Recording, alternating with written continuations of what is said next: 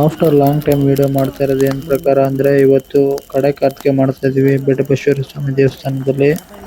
ಅದಕ್ಕೆ ನಮ್ಮ ಮೂಗದೇವ ದೇವಸ್ಥಾನದಿಂದ ಈಗ ಎಲ್ಲ ನಮ್ಮ ವಟಾರದವರೆಲ್ಲ ಹೋಗ್ತಾ ಇದೀವಿ.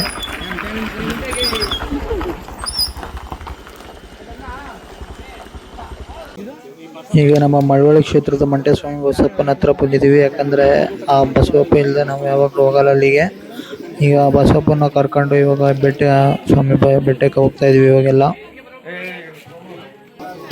ಈ ಬಸವ ಇವಾಗ ಏನ್ ನೋಡ್ತಾ ಇದ್ದಾರೆ, ಇದು ಶ್ರೀ ಬೆಟ್ಟಬಸವೇಶ್ವರ ಸ್ವಾಮಿ ಬಸಪ್ಪ ಅಂತ ಹೇಳಿ, ಮಂಚನಹಳ್ಳಿ ಕ್ಷೇತ್ರ, ಮಳವಳ್ಳಿ ತಾಲೂಕು, ಮಳವಳ್ಳಿ.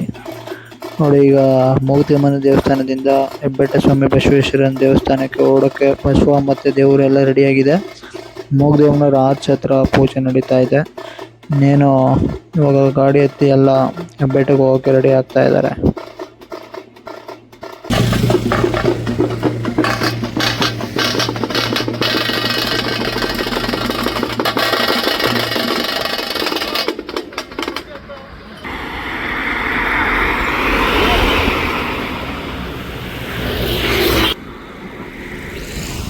ಕಾಯಿ ಇಸ್ಕಕ್ಕೆ ಬಂದು ಯಾವ ಗಾಡಿ ನೆನೆಸ್ನೇ ಇಲ್ಲ.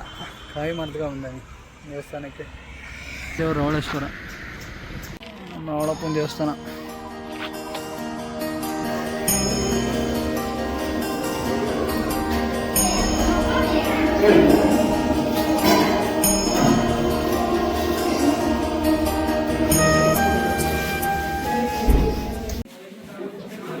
ಸ್ನೇಹಿತರೆ, ಇದೆ ನೋಡಿ ಶ್ರೀ ಬೆಟ್ಟಬಸವೇಶ್ವರ ಸ್ವಾಮಿಯ ದೇಗುಲ.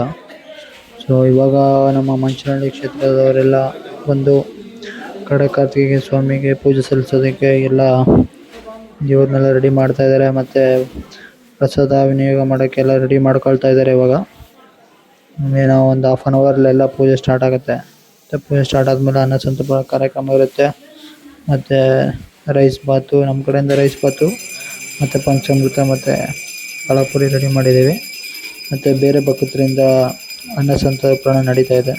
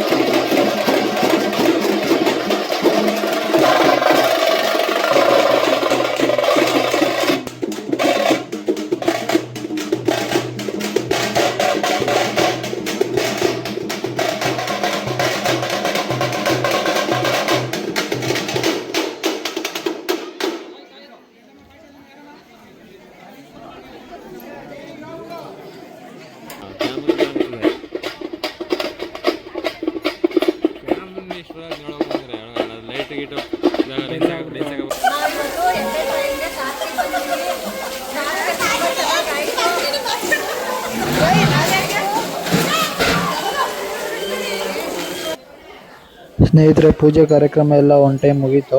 ಇವಾಗ ಭಕ್ತಾದಿಗಳಿಗೆ ಪ್ರಸಾದ ವಿನಿಯೋಗ ನಡೀತಾ ಇದೆ. ಬಸಪ್ಪಗಳೆಲ್ಲ ಇವಾಗ ಸ್ವಲ್ಪ ರೆಸ್ಟ್ ಮಾಡ್ತಾ ಇದೆ. ಭಕ್ತಾದಿಗಳೆಲ್ಲ ಇವಾಗ ಬೆಳಗಿಂದ ಏನೋ ಪಾಪ ನಾಷ್ಟ ಮಾಡಿರಲಿಲ್ಲ. ಆಲ್ರೆಡಿ ಟೈಮ್ 1 ಗಂಟೆ ಆಗಿದೆ. ಈಗ ಪ್ರಸಾದ ವಿನಿಯೋಗ ನಡೀತಾ ಇದೆ. ಮತ್ತು ಇದಾದ ತಕ್ಷಣ ಮತ್ತೆ ದೇವ್ರ ಪೂಜೆ ಇರುತ್ತೆ. ಮತ್ತು ಸೆಕೆಂಡ್ ಟೈಮ್ ಅದಾದಮೇಲೆ ಮತ್ತೆ ಹೊರಗೆ ಹೊರಡೋದು. ಮತ್ತು ನಮ್ಮ ರಾಳೇಶ್ವರನ ದೇವಸ್ಥಾನದಲ್ಲಿ ಮತ್ತೆ ಕಾರ್ತಿಕೆ ಏರ್ಪಡಿಸಿದ್ದೀವಿ. ಇಲ್ಲಿ ಮುಗಿಸ್ಕೊಂಡು ಮತ್ತೆ ಅಲ್ಲಿಗೆ ಹೋಗ್ಬೇಕು. ಬನ್ನಿ ನೋಡೋಣ ಅದೆಲ್ಲ.